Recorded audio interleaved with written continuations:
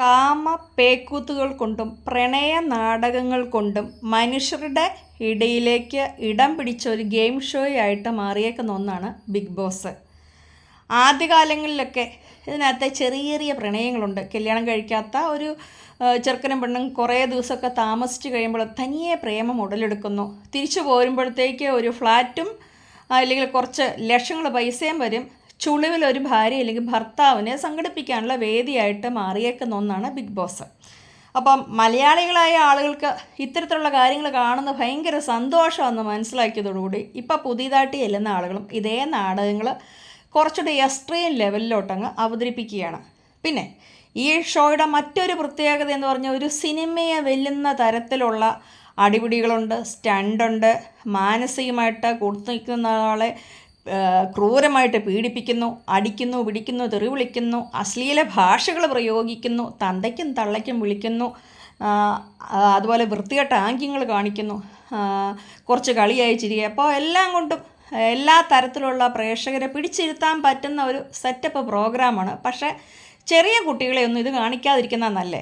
കാരണം കുറച്ച് പൈസയ്ക്ക് വേണ്ടിയിട്ട് ഒപ്പമുള്ളവരെ എങ്ങനെയൊക്കെ വേദനിപ്പിക്കാം, കുതുകാലുവെട്ട എന്നാ തെണ്ടിത്തരം കാണിക്കാം, ഇങ്ങനെയുള്ള കാര്യങ്ങളൊക്കെ കാണിച്ചു തരുന്നതായതുകൊണ്ട് ഈ ഷോ കാണാതിരിക്കുന്നതാണ് മനുഷ്യരുടെ മനസ്സിന് നല്ലതെന്ന് പ്രത്യേകമായിട്ട് പറഞ്ഞുകൊണ്ട് നമുക്ക് അടുത്ത കാര്യത്തിലേക്ക് അങ്ങ് കിടക്കാം. ഗബ്രിച്ചായൻ എന്ന ഒരു നസ്രാണി ചെക്കനും മുല്ലപ്പൂ പേരുള്ള ജാസ്മിൻ എന്ന പെൺകുട്ടിയും തമ്മിലുള്ള കാമപേക്കൂത്തുകളാണ് ഈ ബിഗ് ബോസിനെ ഇപ്പം മുന്നോട്ട് നയിച്ചുകൊണ്ടിരിക്കുന്നത്. അപ്പോൾ വേണമെങ്കിൽ ഇതുങ്ങളെ രണ്ടിനെ ഇറക്കി വിടേണ്ട സമയം പലപ്പോഴും കഴിഞ്ഞു പോയിട്ടും ഇവരെ വെച്ചുകൊണ്ട് കണ്ടൻറ് ഉണ്ടാക്കി ഇത് ഇങ്ങനെ മുന്നോട്ട് പോയിക്കൊണ്ടേയിരിക്കുക.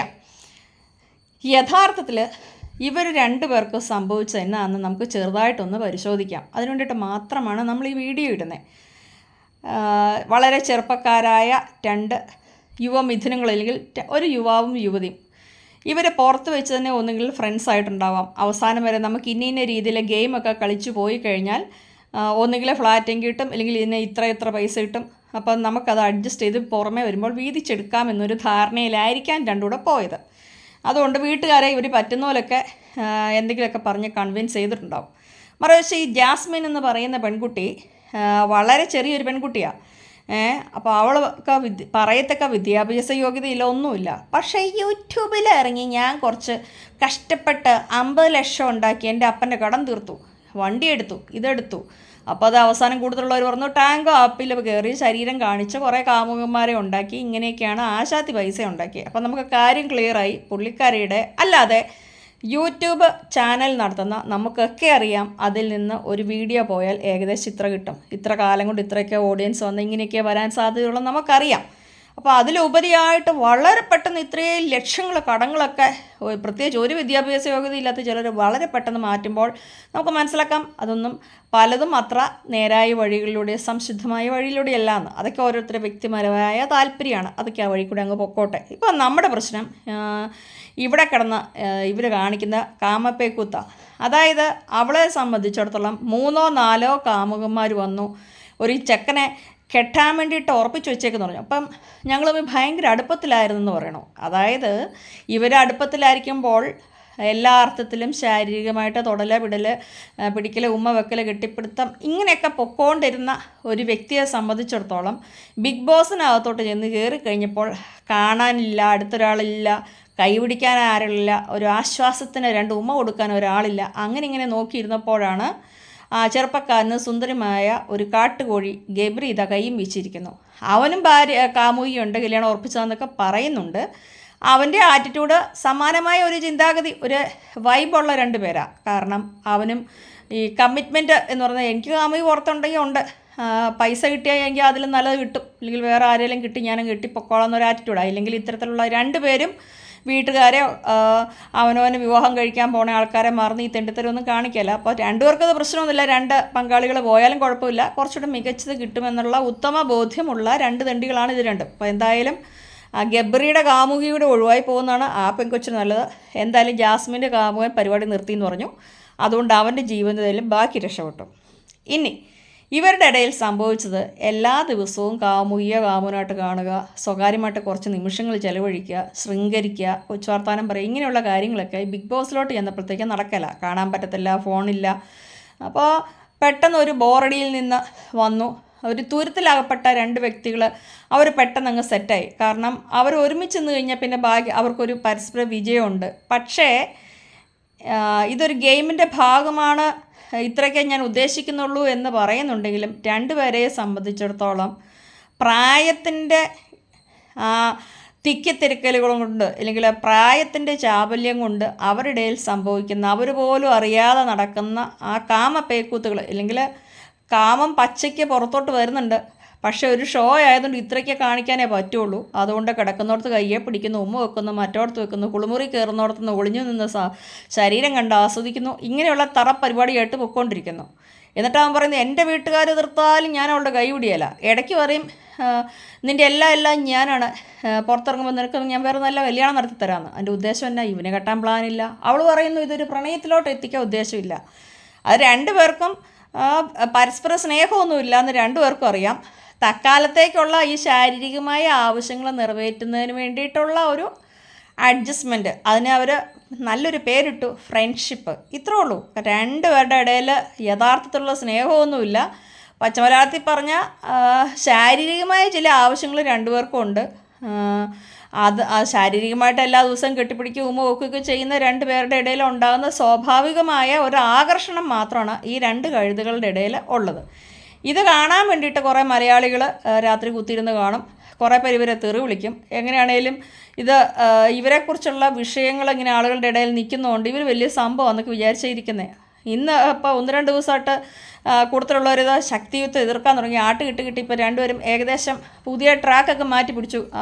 കെട്ടിപ്പിടുത്തത്തിനും ചുംബനത്തിനൊക്കെ ഒരു കുറവ് വന്നിട്ടുണ്ട്. അതായത് നൈസായിട്ട് അവരുദ്ദേശിക്കുന്ന പോലെ അധികം മുന്നോട്ട് പോകാൻ പറ്റിയാലെന്ന് മനസ്സിലായപ്പോൾ കാമുകൻ നൈസായിട്ട് അവളെ തേച്ചിട്ടുണ്ട്.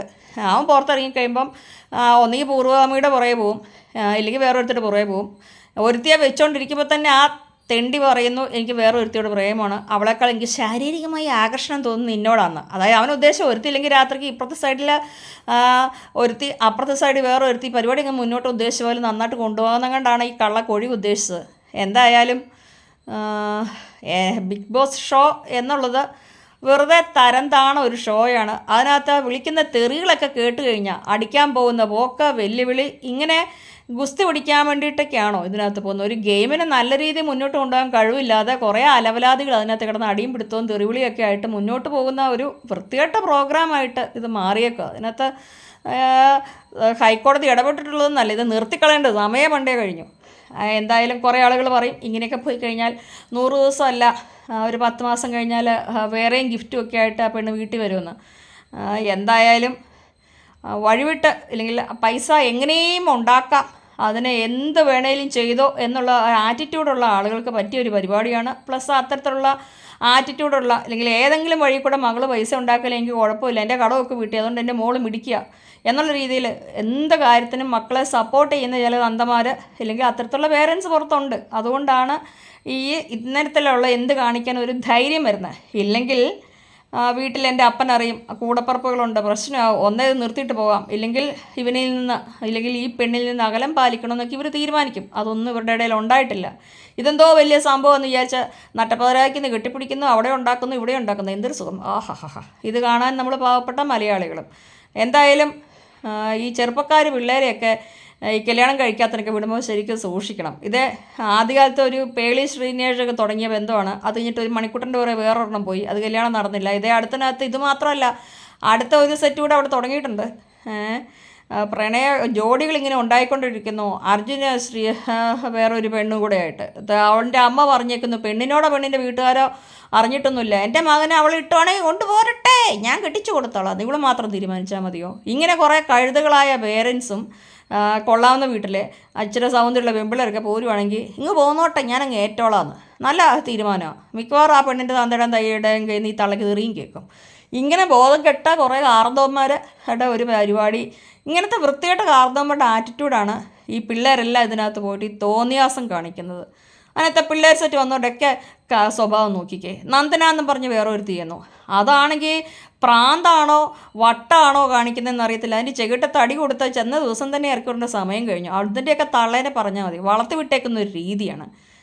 എവിടെയാണോ പറയേണ്ടത്, എന്നാണോ പറയേണ്ടത്, പ്രായത്തിൻ്റെ ഒരു മര്യാദയില്ല. ചെല്ലുമ്പോഴേ വഴക്കുണ്ടാക്കി ആൾ കളിക്കുക, എന്തൊക്കെയാണോ ഇതിനകത്ത് നടന്നുകൊണ്ടിരിക്കുന്നത് പറയാൻ പറ്റില്ല. എന്തായാലും ഈ വൃത്തികെട്ട പരിപാടി ഒന്ന് നിർത്തി കിട്ടിയാൽ മതിയായിരുന്നു ദൈവമേ. മലയാളികൾക്ക് കുറച്ച് സമാധാനം കിട്ടിയേനെ. കൊച്ചു പിള്ളേരൊന്നും ഇത് കാണാൻ പേരൻസ് ദൈവത്തെ ഓർത്ത് അനുവദിക്കരുത്. അതുങ്ങളുടെ ജീവിതം നശിച്ചു പോകും. ഒത്തിരി വേണ്ടാത്ത അക്രമാസക്തമായ പ്രവണത, തെറി വിളിക്കാനുള്ള പ്രവണത, ഇങ്ങനെയൊക്കെ കാണിച്ച ആളുകളുടെ മുന്നിൽ ഫേമസ് ആകാം. ഇതൊക്കെ ആൾക്കാർക്ക് ഇഷ്ടപ്പെടുന്നതൊക്കെ ധാരണ ഈ കൊച്ചു പിള്ളേരുടെ മനസ്സിലോട്ട് ഇതൊക്കെ കണ്ടു കഴിയുമ്പോൾ വേണ്ടാത്ത വന്നു കഴിയും. അടിപിടി. അതുകൊണ്ട് ഈ വളരെ വൃത്തികെട്ട ഒരു പ്രോഗ്രാമാണ് ഇത്. ദൈവത്തെ ഓർത്താരും കാണാൻ പോകരുതെന്നാണ് ഞാൻ പറയുന്നത്.